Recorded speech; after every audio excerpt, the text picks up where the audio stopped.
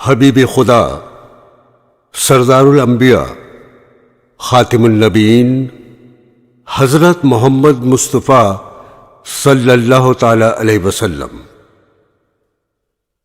برادران اسلام، حضرت عیسیٰ علیہ السلام کے بعد جب ہر طرف کفر و شرک اور جہالت پھیل گئی تو لوگ پھر بت پرستی میں مبتلا ہو گئے۔ آدمی آدمی کا دشمن ہو گیا۔ شراب، جوا، قتل، لوٹ مار، بدامنی ہر طرف پھیل گئی۔ شیطان کے ماننے والے دنیا میں پھیل گئے اور اللہ تعالیٰ کو بھول گئے۔ اللہ تعالیٰ کو پھر اپنی مخلوق پر رحم آیا۔ وہ بڑا رحمان اور رحیم ہے، اور اس نے اس دنیا کی ہدایت کے لیے اور لوگوں کو شیطان کے پنجے سے نکال کر اللہ کا سیدھا راستہ بتانے کے لیے اپنے پیارے حبیب احمد مصطفیٰ محمد مصطفیٰ صلی اللہ تعالی علیہ وسلم کو مکہ معظمہ میں پیدا فرمایا۔ آپ 12 ربیع الاول کو مکہ معظمہ میں پیدا ہوئے۔ آپ کی والدہ کا نام آمنہ اور آپ کے والد ماجد کا نام عبداللہ تھا، جو آپ کی پیدائش سے 2 ماہ قبل ہی فوت ہو چکے تھے۔ آپ کے دادا عبد المطلب تھے۔ انہوں نے آپ کی سرپرستی فرمائی۔ خدا کی شان کے دادا کا سایہ بھی زیادہ عرصے تک قائم نہ رہا، اور والدہ کے 2 سال کے بعد دادا کا سایہ بھی سر سے اٹھ گیا۔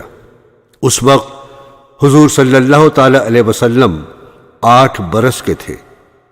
دادا کے انتقال کے بعد حضور صلی اللہ تعالی علیہ وسلم کے چچا ابو طالب نے اپنی سرپرستی میں لے لیا۔ چچا کو اپنے بھتیجے سے بے حد محبت تھی اور بیٹوں سے زیادہ چاہتے تھے۔ برادران اسلام، عرب کی حالت اس وقت بہت خراب تھی۔ حضور صلی اللہ تعالی علیہ وسلم نے انہی لوگوں کے درمیان رہ کر پرورش پائی، اور آپ کا اٹھنا بیٹھنا ملنا جلنا انہی لوگوں سے تھا، مگر آپ نے کسی کی گندی عادت نہیں قبول کی۔ آپ کے ہر کام میں صفائی ستھرائی پائی جاتی تھی۔ آپ کی دیانت، سچائی اور پاکیزگی کی شہرت ہوتی چلی گئی، اور لوگ آپ کو صادق اور امین کہہ کر پکارنے لگے۔ جب آپ 25 سال کے ہوئے تو آپ کی شادی حضرت خدیجہ رضی اللہ تعالی عنہا سے ہوئی، جو بیوہ تھی۔ حضور اکرم تجارت کا مال لے کر عرب کے مختلف ملکوں میں جاتے، وہاں بھی آپ کو امین اور صادق کہہ کر پکارا جاتا۔ مکہ معظمہ کے 3 میل کے فاصلے پر پہاڑ میں ایک غار تھا، جس کو غار حرا کہتے ہیں۔ حضور صلی اللہ تعالی علیہ وسلم کئی روز کا کھانا لے کر اس غار میں چلے جاتے، اور وہاں اکثر خدا کی عبادت اور سوچ بچار میں وقت گزارتے۔ رمضان المبارک کا مہینہ تھا، اور آپ کی عمر 40 برس کی ہو چکی تھی۔ آپ معمول کے مطابق غار حرا میں عبادت میں مشغول تھے۔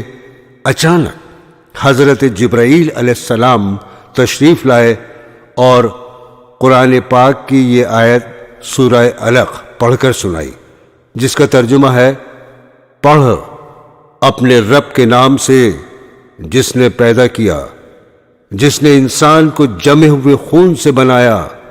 پڑھ، اور تیرا رب بڑا کریم ہے، جس نے قلم کے ذریعے علم سکھایا اور انسان کو وہ بتایا جو وہ نہیں جانتا تھا۔ غار حرا میں آپ صلی اللہ تعالی علیہ وسلم کو نبوت عطا کی گئی، اور حکم دیا گیا کہ اللہ کے بندوں کو اللہ کا سیدھا راستہ بتائیں۔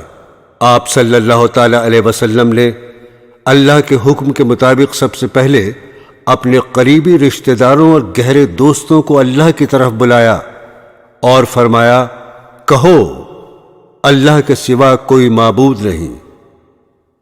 اس زمانے میں عرب میں بت پرستی کا زور تھا۔ خانہ کعبہ جو اللہ کا گھر ہے، اس میں بے شمار بت رکھے تھے۔ ان کی سمجھ میں یہ بات نہیں آئی، اور اس بات پر آپ سے لڑنے کو تیار ہو گئے۔ سب سے پہلے حضرت خدیجہ رضی اللہ تعالی عنہا، حضرت علی رضی اللہ تعالی عنہ، آپ کے چچا بھائی حضرت زید بن حارث، آپ کے آزاد کیے ہوئے غلام، اور حضرت ابو بکر صدیق رضی اللہ تعالی عنہ جو حضور صلی اللہ تعالی علیہ وسلم کے گہرے دوست تھے، ایمان لائے اور اللہ کے دین کو پھیلانے لگے۔ حضور صلی اللہ تعالی علیہ وسلم کو اللہ کا دین پھیلانے میں بڑی بڑی مشقتیں اور تکلیفیں برداشت کرنی پڑیں۔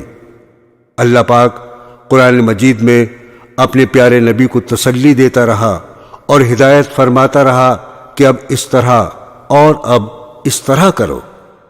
آپ صلی اللہ تعالی علیہ وسلم کی تسلی کے لیے اور قوم کی عبرت کے لیے پہلے نبیوں کے قصے بتائے گئے کہ جن قوموں نے اپنے نبی کا کہنا مانا وہ دین و دنیا میں کامیاب رہیں، اور جنہوں نے اپنے نبی کا انکار کیا اور اللہ کا کہنا نہیں مانا وہ قوم اس دنیا سے بھی نیست و نابود کر دی گئی اور آخرت میں بھی اس کو بڑی سزا ملے گی۔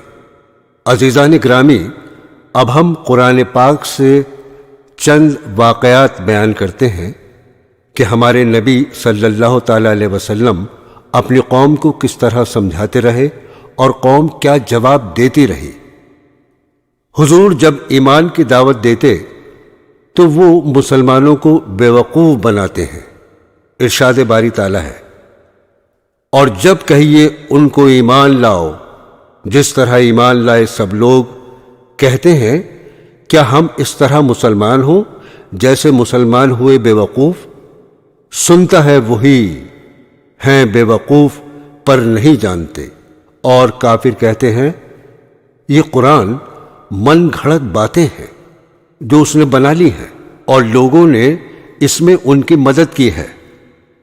اللہ تعالیٰ اس کا جواب دیتے ہوئے فرماتے ہیں، سورہ فرقان کی 4، 5، 6، 7، 9 اور 21 آیتوں کا ترجمہ اس طرح ہے، یہ لوگ ایسا کہنے میں ظلم اور جھوٹ پر اتر آئے ہیں اور کہتے ہیں یہ پہلے لوگوں کی کہانیاں ہیں جن کو اس نے لکھ رکھا ہے اور وہ صبح و شام ان کو پڑھ پڑھ کر سنائی جاتی ہیں۔ کہہ دو اس نے اتارا ہے اس کو جو آسمانوں اور زمین کی پوشیدہ باتوں کو جانتا ہے، بے شک وہ بخشنے والا مہربان ہے۔ اور کہتے ہیں کہ یہ کیسا پیغمبر ہے کہ کھانا کھاتا ہے اور بازاروں میں چلتا پھرتا ہے، اس کے ساتھ فرشتے کیوں نہیں نازل کیے گئے کہ اس کے ساتھ ہدایت کرنے کو رہتے، یا اس کی طرف آسمان سے خزانہ اتارا جاتا، یا اس کا کوئی باغ ہوتا کہ اس میں کھایا کرتا۔ اور ظالم کہتے ہیں تم تو ایک جادو زدہ شخص کی پیروی کرتے ہو۔ آگے فرمایا، اے پیغمبر دیکھو یہ تمہارے بارے میں کس کس طرح کی باتیں کرتے ہیں، سو گمراہ ہو گئے اور راستہ نہیں پا سکتے۔ وہ خدا بابرکت ہے جو اگر چاہے تو تمہارے لیے اس سے بہتر بنا دے باغات جن کے نیچے نہریں بہتی ہوں، نیز تمہارے لیے محل بنا دے۔ مزید فرمایا، اور جو لوگ ہم سے ملنے کی امید نہیں رکھتے کہتے ہیں کہ فرشتے کیوں نازل نہیں کیے گئے، یا ہم اپنی آنکھوں سے اپنے پروردگار کو دیکھ لیں۔ برادران اسلام، ہمارے پیارے نبی نے اس دین کو پھیلانے کی خاطر کیسی کیسی تکلیفیں اٹھائیں، لیکن آپ نے صبر سے کام لیا اور ہمت نہیں ہاری۔ قصہ معراج۔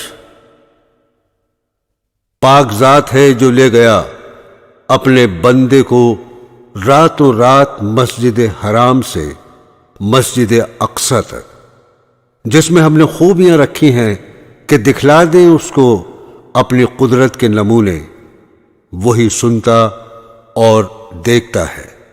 سورہ بنی اسرائیل آیت نمبر 1۔ برادران اسلام، ایک رات جب کہ آپ سو رہے تھے، حضرت جبرائیل علیہ السلام تشریف لائے اور آپ کا سینہ چاک کر کے قلب کو آب زمزم سے دھویا اور اس میں ایمان اور حکمت بھر دی۔ پھر آپ کے پاس سفید رنگ کا براق لایا گیا جس پر آپ کو سوار کیا گیا۔ حضرت جبرائیل علیہ السلام نے اس کی رکاب پکڑی۔ راستے میں آپ کو بہت سے عجائبات دکھائے گئے۔ براق کا ایک قدم جہاں تک نگاہ جاتی تھی پڑتا تھا۔ آپ کو بیت المقدس پہنچایا گیا جہاں مسجد اقصی میں آپ امام بنے اور آپ کے پیچھے تمام انبیاء نے نماز پڑھی۔ پھر تمام انبیاء سے ملاقات کرائی گئی۔ اس کے بعد آسمان کا سفر شروع ہوا اور ایک کے بعد دوسرے آسمان پر تشریف لے گئے۔ ہر آسمان پر کسی پیغمبر سے ملاقات ہوئی۔ پھر آپ کو سدرۃ المنتہا کی طرف بلند کیا گیا یہاں تک کہ ایک مقام پر پہنچے۔ پھر حضرت جبرائیل علیہ السلام ٹھہر گئے۔ ہمارے پیارے نبی صلی اللہ تعالی علیہ وسلم نے فرمایا کہ ایسے مقام میں کوئی دوست اپنے دوست کو چھوڑتا ہے؟ انہوں نے کہا اگر میں اس مقام سے آگے بڑھوں تو نور سے جل جاؤں۔ پھر آپ کو نور سے پیوست کر دیا گیا اور 70,000 حجاب طے کرائے گئے، یہاں تک کہ تمام انسانوں اور فرشتوں کی آہٹ قطع ہو گئی، یہاں تک کہ آپ عرش عظیم تک پہنچے۔ اللہ تعالیٰ کی طرف سے حضور صلی اللہ تعالی علیہ وسلم کو امت کے لیے تحفے پیش کیے گئے۔ وہ یہ ہیں: 5 نمازیں فرض کی گئیں، سورہ بقرہ کا آخری رکوع جس کا ترجمہ ہے اے رب ہمارے نہ پکڑ ہم کو اگر ہم بھولیں یا چوکیں، اور نہ رکھ ہم پر بوجھ بھاری جیسا رکھا تھا اگلے لوگوں پر، نہ اٹھوا ہم سے وہ بوجھ جس کی ہم کو طاقت نہیں، در گزر کر بخش دے رحم کر، تو ہی ہمارا رب ہے، مدد کر ہماری کافروں سے۔ عزیزان گرامی، اب سنیے ہجرت کا بیان۔ جب کفار بہت تکلیف دینے لگے تو حضرت صلی اللہ تعالی علیہ وسلم نے اپنے اصحاب کو ہجرت کی اجازت عطا فرمائی، اور اصحاب نے خفیہ روانہ ہونا شروع کیا کہ ایک روز کافروں کے سرداروں نے خانہ کعبہ کے قریب ایک مکان میں مشورہ کیا اور سب کی یہ رائے قرار پائی کہ ہر قبیلہ قریش میں سے ایک ایک آدمی منتخب ہو اور سب جمع ہو کر رات کو محمد صلی اللہ تعالی علیہ وسلم کے مکان پر جا کر محمد صلی اللہ تعالی علیہ وسلم کو قتل کر دیں۔ حضور کے ساتھی سب سے مقابلہ نہیں کر سکتے، اس لیے خون بہا پر راضی ہو جائیں گے۔ اللہ تعالیٰ نے آپ کو اس مشورے سے آگاہ کر دیا اور حکم دیا مدینہ ہجرت کر جائیں۔ آپ شب کو گھر میں تھے کہ کفار نے دروازہ جا کر گھیر لیا۔ آپ امانتیں حضرت علی کے سپرد کر کے گھر سے نکل گئے اور خدا کی قدرت سے کسی کو نظر نہ آئے، اور حضرت ابو بکر صدیق رضی اللہ تعالی عنہ کو ساتھ لیا اور غار ثور میں جا چھپے۔ کافروں نے جب آپ کو گھر میں نہ دیکھا تو تلاش کرتے کرتے غار تک پہنچے۔ آپ صلی اللہ تعالی علیہ وسلم کے غار میں داخل ہونے کے بعد مکڑی نے غار کے منہ پر جالا بنا دیا اور ایک کبوتر کے جوڑے نے آ کے غار میں انڈے دینے شروع کر دیے۔ جب کفار نے دیکھا تو کہنے لگے کہ اگر کوئی آدمی اس میں جاتا تو یہ مکڑی کا جالا ٹوٹ جاتا اور کبوتر اس غار میں نہ ٹھہرتا۔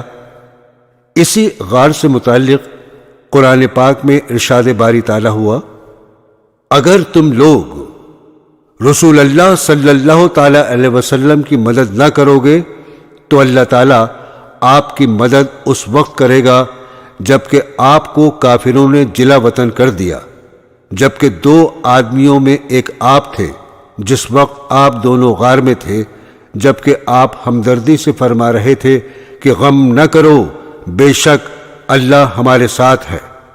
آپ 3 دن تک اس غار میں رہے، پھر آپ مدینہ شریف تشریف لے گئے، وہاں کے لوگوں نے بڑا استقبال کیا۔ برادران اسلام، اب پیش ہے غزوات کا مختصر بیان۔ غزوہ بدر۔ آپ صلی اللہ تعالی علیہ وسلم مدینہ منورہ میں 10 سال 2 ماہ رہے۔ جب جہاد فرض ہوا، آپ نے کفار سے قتال شروع کیا۔ چند چھوٹی چھوٹی لڑائیاں شروع ہوئیں۔ مدینہ منورہ آنے کے 1.5 سال کے بعد جنگ بدر ہوئی۔ رمضان میں آپ نے خبر سنی کہ مکہ کے قریش کافروں کا قافلہ شام سے مکہ کو جا رہا ہے۔ آپ 313 صحابہ کو لے کر اس کو روکنے چلے۔ یہ خبر مکہ پہنچی۔ کفار قریش 1000 مسلح آدمی لے کر روانہ ہو گئے۔ قافلہ دوسری طرف سے نکل کر مکہ جا پہنچا اور بدر کے مقام پر ان 1000 مسلح کفار سے 313 بے سر و سامان مسلمانوں کی لڑائی ہوئی۔ اللہ تعالی نے مسلمانوں کو فتح دی اور کافر قتل ہوئے اور قید ہوئے۔ سورہ انفال میں اس قصے کو بیان کیا گیا ہے۔ آیات 7، 8، 12 اور 15۔ اور اس وقت کو یاد کرو جب خدا تم سے وعدہ کرتا تھا کہ 2 گروہوں میں سے ایک گروہ تمہارا ہو جائے گا، اور تم چاہتے تھے کہ جو قافلہ بے شوکت یعنی بے ہتھیار ہے وہ تمہارے ہاتھ آ جائے، اور اللہ چاہتا تھا کہ اپنے فرمان سے حق کو قائم رکھے اور کافروں کی جڑ کاٹ دے، تاکہ سچ کو سچ اور جھوٹ کو جھوٹ کر دے۔ گو مشرک ناخوشی ہو۔ جب تم اپنے پروردگار سے فریاد کرتے تھے تو اس نے تمہاری دعا قبول کر لی۔ ہم 1000 فرشتوں سے جو ایک دوسرے کے پیچھے آتے رہیں گے تمہاری مدد کریں گے۔ جب تمہارا پروردگار فرشتوں کو ارشاد فرماتا تھا کہ میں تمہارے ساتھ ہوں، تم مومنوں کو تسلی دو کہ ثابت قدم رہیں۔ میں ابھی ابھی کافروں کے دل میں روب داب ڈالے دیتا ہوں تو ان کے سر اڑا دو اور ان کا پور پور مار کر توڑ دو۔ یہ سزا اس لیے دی گئی کہ انہوں نے خدا اور اس کے رسول کی مخالفت کی۔ جو شخص خدا اور اس کے رسول کی مخالفت کرتا ہے تو خدا بھی سخت عذاب دینے والا ہے۔ یہ مزہ تو یہاں چکھو، اور کافروں کے لیے دوزخ کا عذاب بھی تیار ہے۔ برادران اسلام، آپ نے دیکھا کہ اللہ تعالیٰ مسلمانوں کی کس طرح مدد فرماتے ہیں، لیکن صرف اس وقت جب لڑائی صرف اللہ کے لیے لڑی جائے۔ اور تم نے یہ بھی سن لیا کہ جو شخص خدا اور اس کے رسول کی مخالفت کرتا ہے تو اللہ تعالیٰ اس کو سخت عذاب دیتے ہیں۔ اللہ تعالیٰ پھر مسلمانوں کو نصیحت کرتے ہوئے فرماتے ہیں، اے اہل ایمان، جب میدان جنگ میں کفار سے تمہارا مقابلہ ہو تو ان سے پیٹھ نہ پھیرنا، اور جو شخص امروز پیٹھ پھیرے گا سوائے اس کے کہ لڑائی کی کوئی حکمت ہو یا اپنی فوج میں جا ملنا چاہے، وہ مستثنا ہے۔ باقی اور جو ایسا کرے گا وہ خدا کے غضب میں گرفتار ہو گیا، اور اس کا ٹھکانہ دوزخ ہے، اور وہ بہت بری جگہ ہے۔ غزوہ احد سن 3 ہجری۔ غزوہ بدر کے بعد کافروں سے چند چھوٹی چھوٹی لڑائیاں اور چھوٹی چھوٹی جھڑپیں ہوئیں۔ پھر جنگ بدر کے 1 سال بعد جنگ احد ہوئی۔ 1000 مسلمانوں کا لشکر روانہ ہوا، جبکہ کافروں کا لشکر 3000 تھا۔ راستے میں عبداللہ بن ابی، منافقوں کا سردار، اپنے 300 آدمیوں کو لے کر واپس ہو گیا اور بہانہ بنا دیا۔ آپ کے پاس 700 جانباز مسلمان رہ گئے۔ آپ نے کوہ احد پہنچ کر 50 تیر اندازوں کو پہاڑ کے اہم مقامات پر بٹھایا اور بہت تاکید کر دی اور حکم دیا کہ میری اجازت کے بغیر تم اپنی جگہ نہ چھوڑنا، خواہ ہمیں شکست ہو یا فتح، تم اپنی جگہ پر ڈٹے رہنا۔ جب جنگ شروع ہوئی تو اول مسلمانوں کو فتح ہوئی اور مسلمان مال غنیمت جمع کرنے لگے۔ یہ دیکھ کر وہ مسلمان جن کو پہاڑ کی اہم جگہوں پر کھڑا کیا گیا تھا، 10 آدمیوں کے سوا باقی سب اپنی جگہ کو چھوڑ کر آ گئے۔ پہاڑ کی اہم جگہوں کی طرف سے جن کو مسلمانوں نے نبی صلی اللہ تعالی علیہ وسلم کی مرضی کے خلاف چھوڑ دیا تھا، کافروں نے حملہ کر دیا، جس کی وجہ سے مسلمانوں کے پیر اکھڑ گئے اور 70 مسلمان اسی جنگ میں شہید ہو گئے۔ شہداء میں حضرت حمزہ رضی اللہ تعالی عنہ، حضور صلی اللہ تعالی علیہ وسلم کے چچا بھی شامل ہیں۔ حضور صلی اللہ تعالی علیہ وسلم کے پیر میں زخم آئے، جن سے یہ افواہ پھیل گئی کہ حضور شہید ہو گئے۔ بعد میں اللہ تعالیٰ نے پھر مسلمانوں کے دلوں کو مضبوط کیا، مسلمان پھر جم کر لڑے اور کافر میدان احد چھوڑ کر چلے گئے۔ برادران اسلام، قرآن پاک کی چند آیتیں اس جنگ احد کے متعلق ہم آپ کو سناتے ہیں۔ سورہ آل عمران آیت 121۔ اور جبکہ آپ صبح کے وقت گھر سے چلے، مسلمانوں کو مقابلہ کرنے کے لیے مقامات پر جمع رہے تھے، اور اللہ تعالیٰ سب سن رہے تھے، سب جان رہے تھے۔ جب تم میں سے 2 جماعتوں نے دل میں خیال کیا کہ ہمت ہار دیں، اور اللہ تعالیٰ تو ان دونوں جماعتوں کا مددگار تھا، اور بس مسلمانوں کو اللہ پر اعتماد کرنا چاہیے۔ سورہ آل عمران آیت نمبر 139۔ اور سست نہ ہو اور غم نہ کھاؤ، اور تم ہی غالب رہو گے اگر تم ایمان رکھتے ہو۔ مسلمانوں کو تسلی دیتے ہوئے اللہ تعالیٰ فرماتے ہیں، سورہ آل عمران آیت 140، اگر تم کو زخم پہنچ جائے تو اس قوم کو بھی ایسا ہی زخم پہنچ چکا ہے۔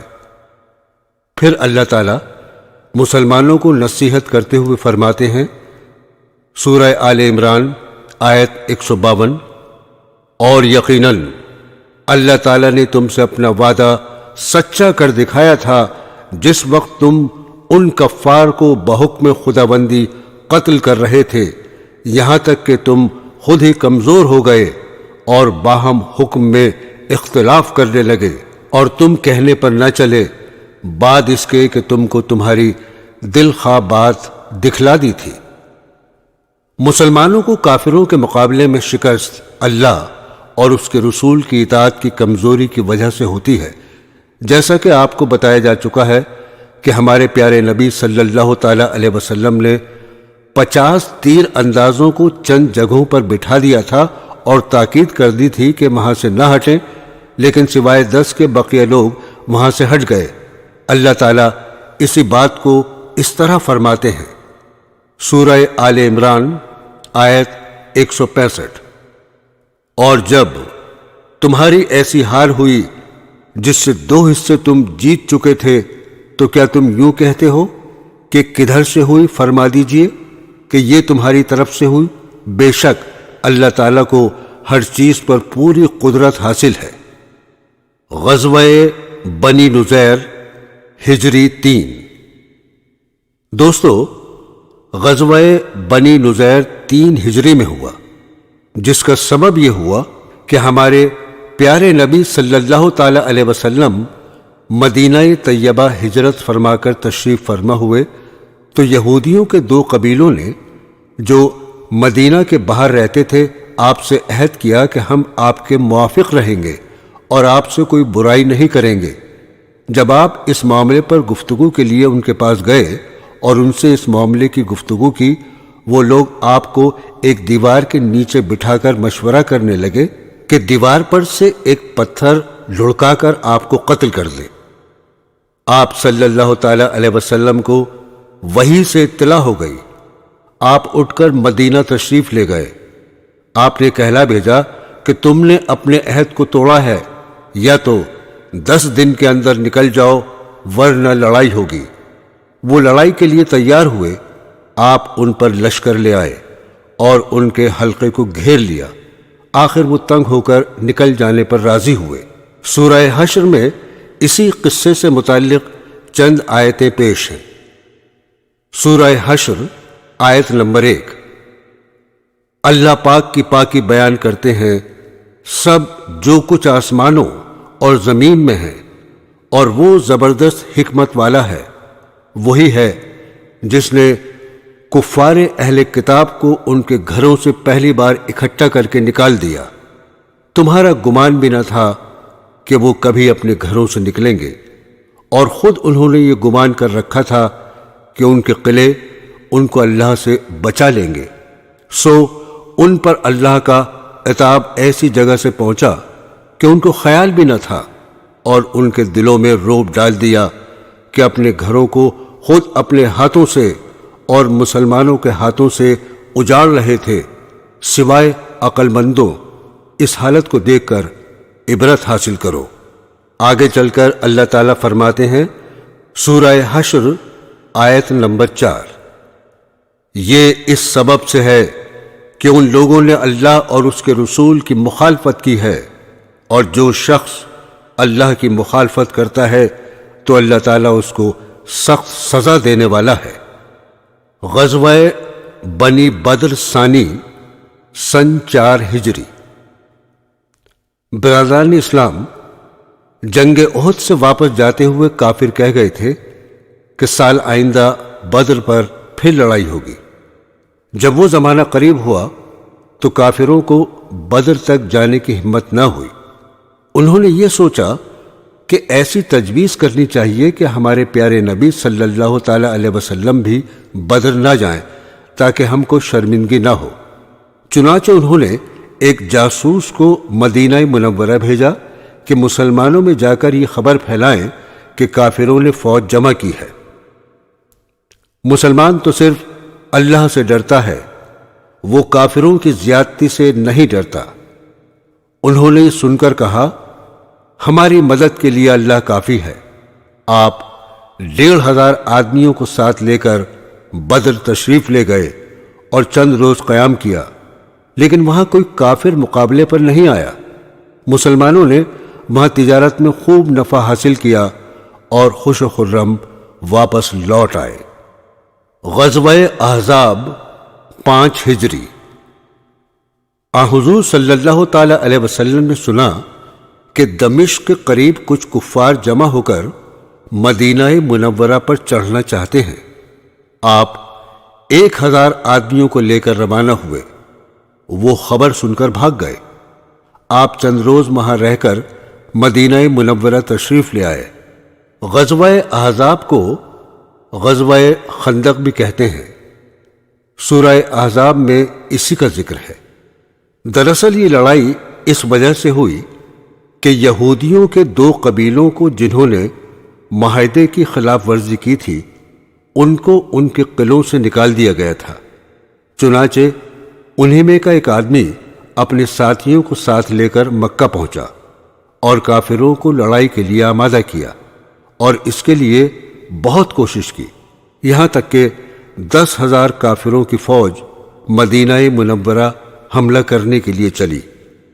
ہمارے پیارے رسول صلی اللہ تعالی علیہ وسلم نے مسلمانوں سے مشورہ کر کے مدینے کے پاس خندق کھودنے کا حکم دیا اور وہاں اپنا لشکر قائم کیا۔ کفار آئے اور خوب تیر اندازی کرتے رہے۔ مسلمانوں کی طرف سے بھی اس کا جواب دیا جا رہا تھا۔ حضور صلی اللہ تعالی علیہ وسلم نے کافروں میں تفرقہ ڈلوانے کی تجویز کی اور اللہ پاک نے اس میں کامیابی عطا فرمائی۔ کافروں کے اندر آپس میں تفرقہ پیدا ہو گیا اور آپس میں اچھا خاصا بگاڑ پیدا ہو گیا۔ اسی دوران اللہ تعالیٰ نے مسلمانوں کی مدد فرمائی، اور وہ اس طرح کہ ایک زوردار ہوا بھیجی جس سے کافروں کے خیمے اکھڑ گئے اور گھوڑے بھاگنے لگے۔ چنانچہ اسی رات کو کافروں کا لشکر واپس چلا گیا۔ اب اس جنگ سے متعلق قرآن پاک کی چند آیتیں سنیے۔ سورہ احزاب آیت نمبر 8۔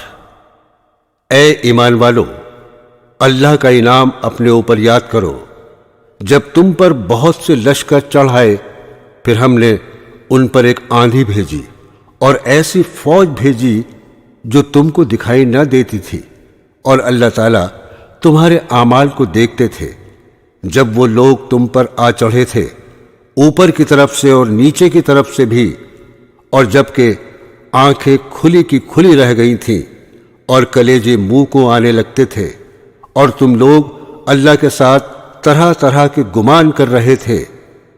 اس موقع پر مسلمانوں کا امتحان لیا گیا اور سخت زلزلے ڈالے گئے۔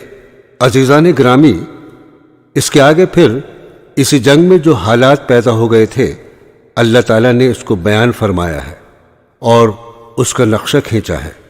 منافق جن کے دلوں میں اسلام پکا نہیں ہوا تھا کہنے لگے، سورہ احزاب آیت نمبر 12، اور جب منافق اور وہ لوگ جن کے دلوں میں مرض ہے یوں کہہ رہے تھے کہ ہم سے تو اللہ نے اور اس کے رسول نے محض دھوکے ہی کا وعدہ کر رکھا ہے۔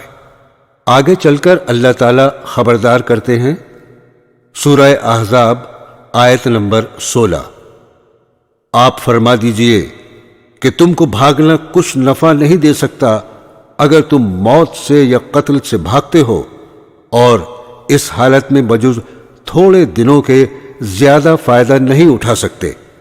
سورہ احزاب آیت نمبر 17، یہ بھی فرما دیجئے کہ وہ کون ہے جو تم کو خدا سے بچا سکے اگر وہ تمہارے ساتھ برائی کرنا چاہے، یا وہ کون ہے جو خدا کے فضل سے تم کو روک سکے اگر وہ تم پر فضل کرنا چاہے، اور خدا کے سوا نہ کوئی اپنا حمایتی پائیں گے نہ مددگار۔ آگے چل کر اللہ تعالیٰ فرماتے ہیں، سورہ احزاب آیت نمبر 25، اور اللہ تعالیٰ نے کافروں کو لوٹا دیا غصے میں بھرا ہوا کہ ان کی کچھ بھی مراد پوری نہ ہوئی، اور جنگ میں اللہ تعالیٰ مسلمانوں کے لیے آپ ہی کافی ہو گیا، اور اللہ تعالیٰ بڑی قوت والا، بڑا زبردست ہے۔ قصہ حدیبیہ سن 6 ہجری۔ حضور صلی اللہ تعالی علیہ وسلم کو مدینہ منورہ میں رہتے ہوئے 6 سال ہوئے تھے کہ آپ نے خواب میں دیکھا کہ آپ مکہ تشریف لے گئے اور آپ نے عمرہ ادا کیا۔ چنانچہ آپ نے صحابہ کے ساتھ مکہ معظمہ جا کر عمرہ کرنے کی تیاری شروع کر دی۔ مکہ کے کافروں نے کہا کہ ہم مکہ میں آپ کو ہرگز نہ آنے دیں گے۔ غرض کافروں سے گفتگو کے بعد چند باتوں پر صلح ہوئی۔ ان میں یہ بات بھی تھی کہ آپ آئندہ سال آ کر عمرہ کریں اور 10 برس تک ہمارے اور آپ کے درمیان کوئی لڑائی نہ ہو، اور کافروں کے دوست قبیلوں سے مسلمان نہ لڑیں اور مسلمان کے دوست قبیلوں سے کافر نہ لڑیں۔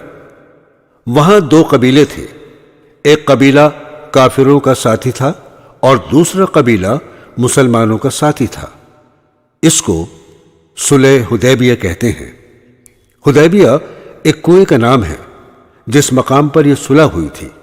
آپ اس صلح کے بعد مدینہ طیبہ تشریف لا رہے تھے کہ راستے میں اللہ تعالیٰ نے سورہ فتح نازل کی، جس میں اس صلح کو فتح قرار دیا، چونکہ یہ صلح آئندہ فتح مکہ کا سبب بنی۔ اللہ تعالیٰ فرماتے ہیں، سورہ فتح آیت نمبر 26، بے شک ہم نے آپ کو ایک کھلم کھلا فتح دی۔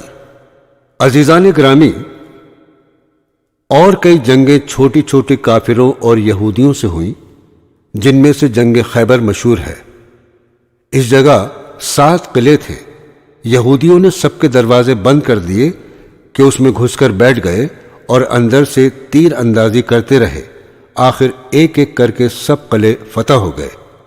اس سال خیبر میں ایک یہودی عورت نے گوشت میں زہر ملا کر آپ کو دیا۔ آپ صلی اللہ تعالی علیہ وسلم نے ایک لقمہ منہ میں ڈالا اور فرمایا کہ اس گوشت نے مجھ سے کہہ دیا کہ مجھ میں زہر ملا ہے۔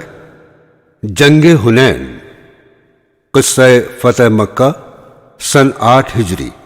صلح حدیبیہ میں ایک شرط یہ بھی تھی کہ مسلمانوں کے دوست قبیلوں سے کافر نہ لڑیں اور کافروں کے دوست قبیلوں سے مسلمان 10 سال تک نہ لڑیں۔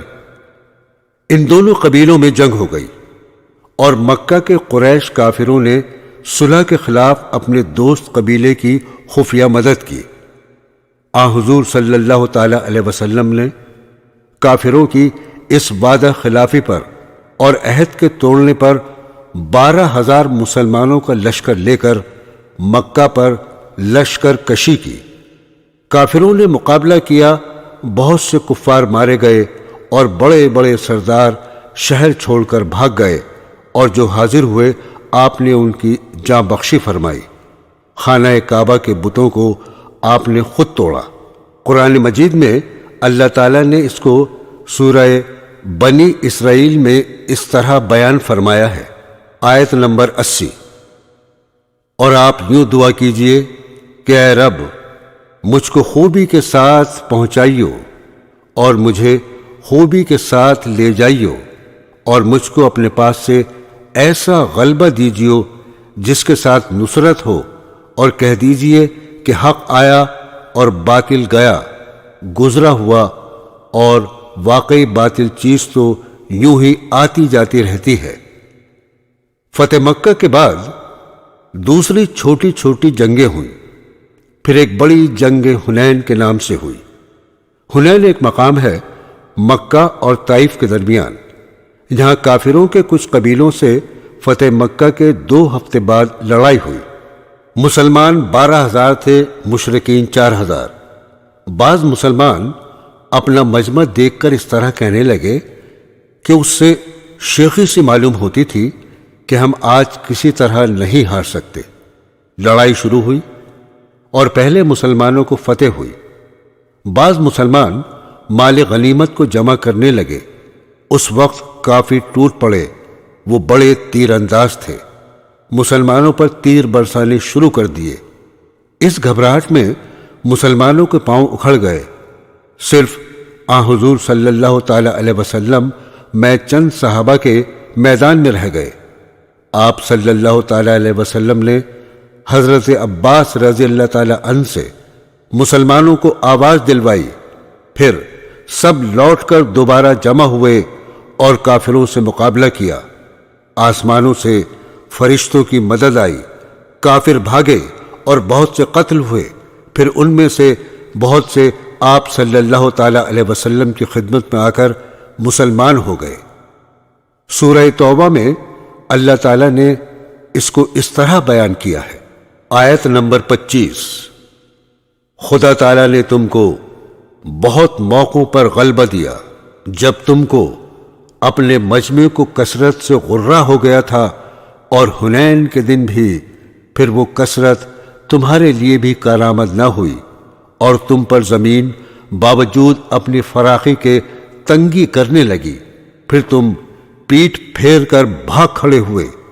پھر اللہ تعالیٰ نے اپنے رسول پر اور دوسرے مسلمانوں پر تسلی نازل فرمائی اور ایسے لشکر نازل فرمائے جن کو تم نے نہیں دیکھا، اور کافروں کو سزا دی، اور یہ کافروں کی سزا ہے۔ برادران اسلام، آپ نے دیکھا کہ اللہ تعالیٰ نے مسلمانوں کو کس طرح سبق دیا کہ اپنی زیادتی پر فخر نہ کرنا چاہیے، اور ہمیشہ سوچنا چاہیے کہ فتح صرف اللہ کی مدد سے ہوگی، کم ہو تب بھی اور زیادہ ہو تب بھی۔ اسی لیے صرف اللہ پر بھروسہ رکھنا چاہیے۔ یہ سبق اس لیے بھی دیا ہوگا کہ آئندہ بھی مسلمان اس بات کو یاد رکھیں۔ جنگ تبوک سن 9 ہجری۔ دوستو، تبوک ایک مقام ہے ملک شام میں۔ ہمارے پیارے نبی صلی اللہ تعالی علیہ وسلم جب فتح مکہ اور غزوہ حنین سے فارغ ہوئے تو آپ کو خبر ہوئی کہ روم کا بادشاہ ہرقل مدینہ منورہ پر فوج بھیجنا چاہتا ہے، اور وہ فوج تبوک کے مقام پر جمع کی جائے گی۔ قبل اس کے کہ وہ حملہ کرے، آپ نے خود ہی مقابلہ کرنے کے لیے سفر کا ارادہ کیا اور مسلمانوں میں اس کا اعلان کر دیا۔ چونکہ یہ زمانہ بہت گرمی کا تھا اور مسلمانوں کے پاس سامان بہت کم تھا، سفر دور دراز کا تھا، اس لیے اس غزوہ میں جانا بڑی ہمت کا کام تھا۔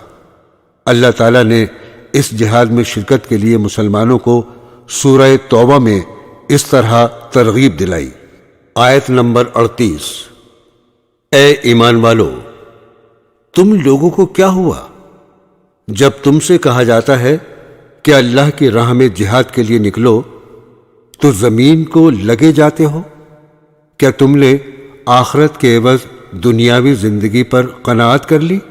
سو دنیا کی زندگی کا سامان آخرت کے مقابلے میں بہت تھوڑا ہے۔ یہ ترغیب دلانے کے لیے اللہ تعالیٰ نے اور بھی کئی آیات اس کے آگے بیان فرمائی ہیں۔ سورہ توبہ آیت نمبر 41۔ نکل پڑو، خواہ تھوڑے سامان سے خواہ زیادہ سامان سے، اور اللہ کی راہ میں اپنے مال اور جان سے جہاد کرو، یہ تمہارے لیے بہتر ہے اگر تم یقین رکھتے ہو تو دیر مت کرو۔ عزیزان گرامی، جو لوگ منافق تھے اور سچے مسلمان نہ ہوئے تھے وہ اتنی دور جہاد میں جانے سے بہانے کرنے لگے اور رخصت مانگنے لگے تو اللہ تعالیٰ نے ان کی پول کھول دی۔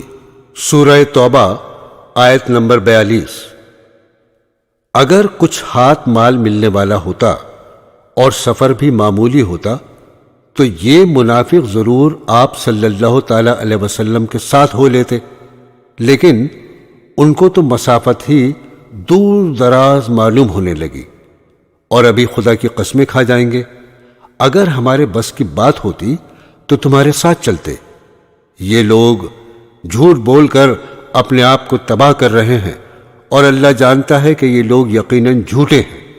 برادران اسلام، مسلمانوں کا 30,000 لشکر اس سخت گرمی اور کم سامانی کے باعث بھی جہاد پر دور دراز روانہ ہو گیا، کیونکہ ان کے پیارے نبی صلی اللہ تعالی علیہ وسلم کا حکم تھا، لیکن بعض منافق لوگ نہ گئے اور بہانہ بنا کر رہ گئے۔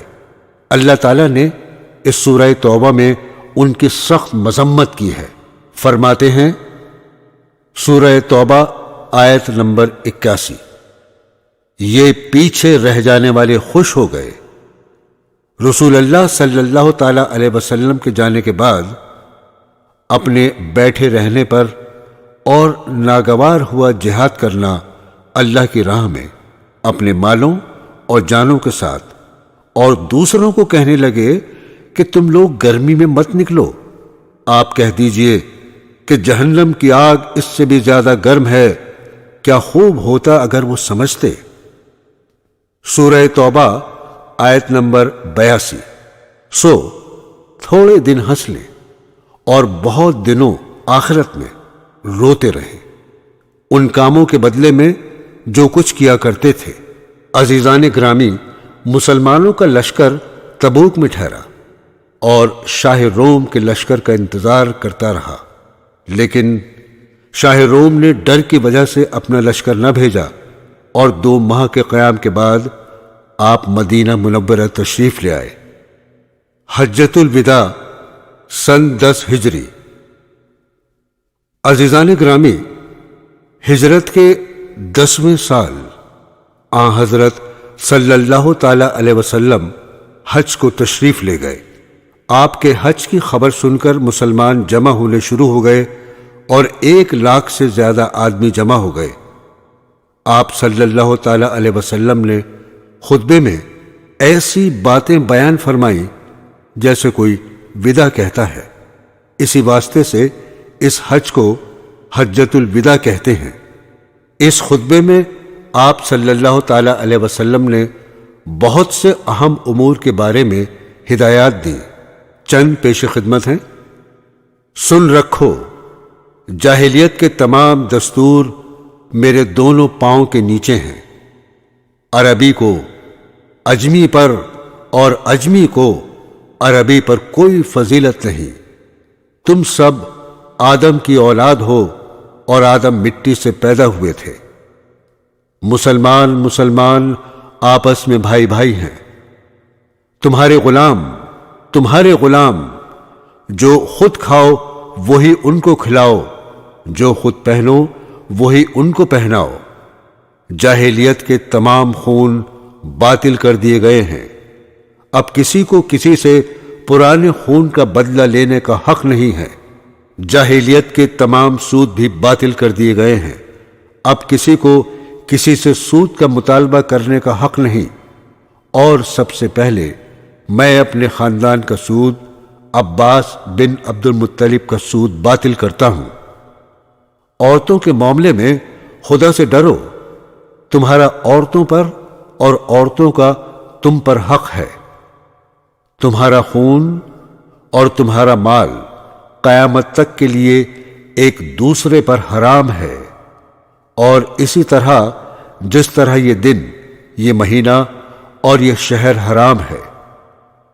میں تم میں ایک چیز چھوڑے جاتا ہوں، اگر تم نے اس کو مضبوط پکڑ لیا تو گمراہ نہ ہوگے، اور وہ ہے اللہ کی کتاب۔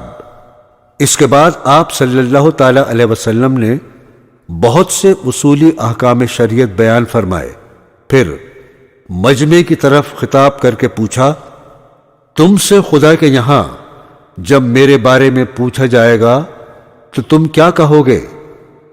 صحابہ نے عرض کیا، ہم کہیں گے کہ آپ نے خدا کا پیغام پہنچا دیا اور اپنا فرض ادا کر دیا۔ آپ نے آسمان کی طرف انگلی اٹھائی اور 3 بار فرمایا، اے اللہ تو گواہ رہنا۔ اسی موقع پر قرآن پاک کی یہ آیت نازل ہوئی۔ ترجمہ: آج میں نے تمہارے لیے دین کو مکمل کر دیا اور اپنی نعمت تمام کر دی، اور تمہارے لیے اسلام کو بحیثیت دین کے پسند کیا۔ اس حج کے موقع پر حضرت صلی اللہ تعالی علیہ وسلم نے حج کے تمام طریقے خود برت کر دکھا دیے کہ حج کس طرح کرنا چاہیے۔ اس موقع پر آپ نے یہ بھی فرمایا کہ مجھ سے حج کے مسائل سیکھ لو، میں نہیں جانتا شاید اس کے بعد مجھے دوسرے حج کی نوبت نہ آئے۔ اس موقع پر آپ نے تمام مسلمانوں سے یہ بھی فرمایا، جو لوگ اس وقت موجود ہیں وہ یہ سب باتیں ان تک پہنچا دیں جو موجود نہیں ہیں۔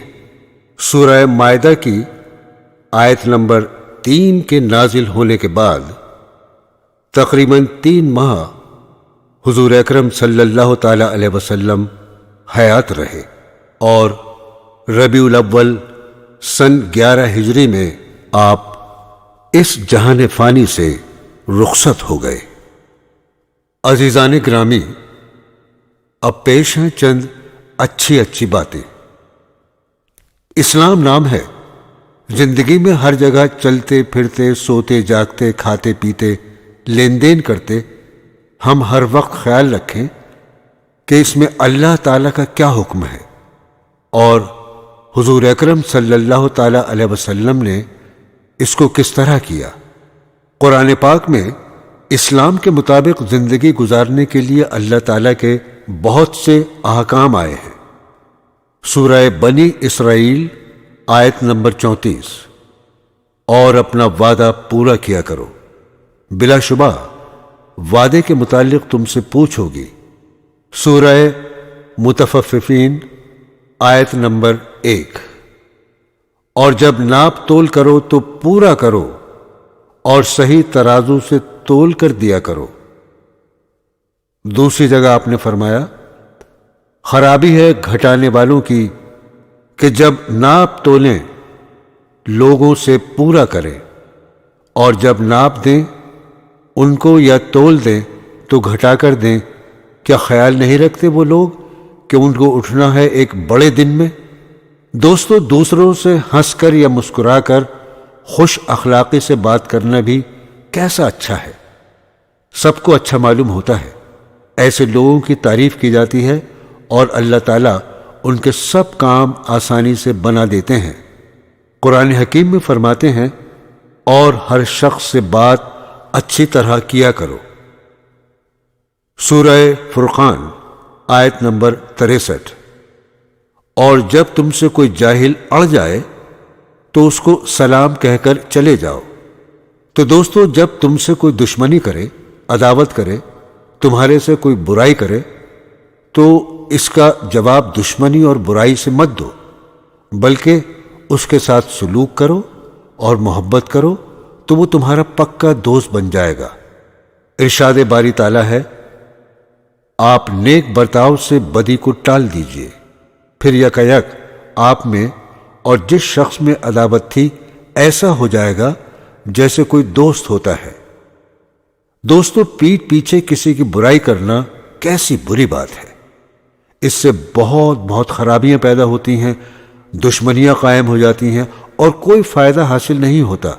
اسی کو غیبت کہتے ہیں۔ ارشاد باری تعالیٰ ہے سورہ الحجرات آیت نمبر 12، کیا تم میں سے کوئی اس بات کو پسند کرتا ہے کہ اپنے مرے ہوئے بھائی کا گوشت کھائے؟ اس کو تو تم ناگوار سمجھتے ہو۔ اللہ سے ڈرتے رہو، بے شک اللہ بڑا توبہ قبول کرنے والا ہے۔ دوستو، سلام کرنے کے متعلق بڑی تاکید آئی ہے۔ جب ہم اپنے گھروں میں جایا کریں یا کسی سے ملاقات کیا کریں تو السلام علیکم کہنا چاہیے، یعنی تم پر اللہ کی سلامتی ہو۔ جس پر اللہ کی سلامتی ہو جائے اس کو پھر اور کیا چاہیے؟ اس کے علاوہ اور کسی طرح سلام ہرگز نہیں کرنا چاہیے۔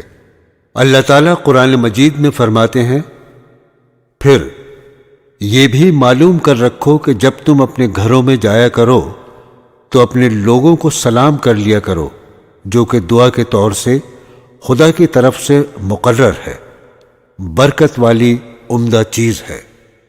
اسی طرح اللہ تعالیٰ تم سے اپنے احکام بیان فرماتا ہے تاکہ تم سمجھو اور عمل کرو۔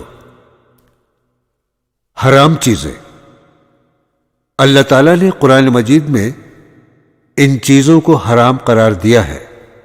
یہ کبھی بھی بھول کر ہمیں نہیں کھانی چاہیے، اور اگر یہ کام کوئی دوسرا شخص کرتا ہے تو اسے بھی منع کر دینا چاہیے۔ سورہ مائدہ آیت نمبر 3، تم پر حرام کیے گئے مردار اور خون اور سور کا گوشت اور جو جانور کے غیر اللہ کے نام سے نامزد کیا ہو، اور جو دم گھٹنے سے مر جائے، اور جو کسی چوٹ سے مر جائے، اور جو کسی اونچی جگہ سے گر کر مر جائے، اور جو کسی کی ٹکر سے مر جائے، اور جس کو کوئی درندہ کھانے لگے لیکن جس کو ذبح کر لو، اور جو جانور بتوں پر چڑھائے جائیں، اور یہ کہ تقسیم کرو بذریعہ قرا کے تیروں کے، یہ سب گناہ ہیں۔ اور اب وہ باتیں جو سخت گناہ ہیں وہ یہ ہیں۔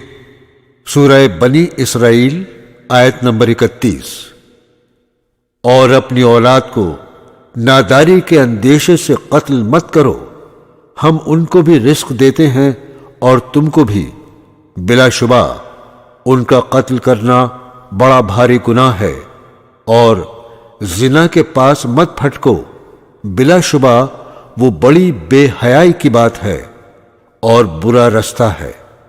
اور جس شخص کے قتل کو اللہ تعالیٰ نے حرام قرار دیا ہے اس کو قتل مت کرو، البتہ حق کے ساتھ، اور جو شخص ناحق قتل کیا جائے تو ہم نے اس کے وارث کو اختیار دیا ہے، تو اس کے قتل کے بارے میں اسے حد سے تجاوز نہیں کرنا چاہیے۔ وہ شخص طرفداری کے قابل ہے، اور یتیم کے مال کے قریب مت جاؤ۔ سورہ مائدہ آیت نمبر 90، اے ایمان والو، یقیناً شراب اور جوا، بت اور قرا کے تیر، یہ سب گندے اور شیطانی کام ہیں، تم ان سے بچتے رہو تاکہ نجات پاؤ۔ اللہ کے ساتھ کسی کو شریک نہ کرو۔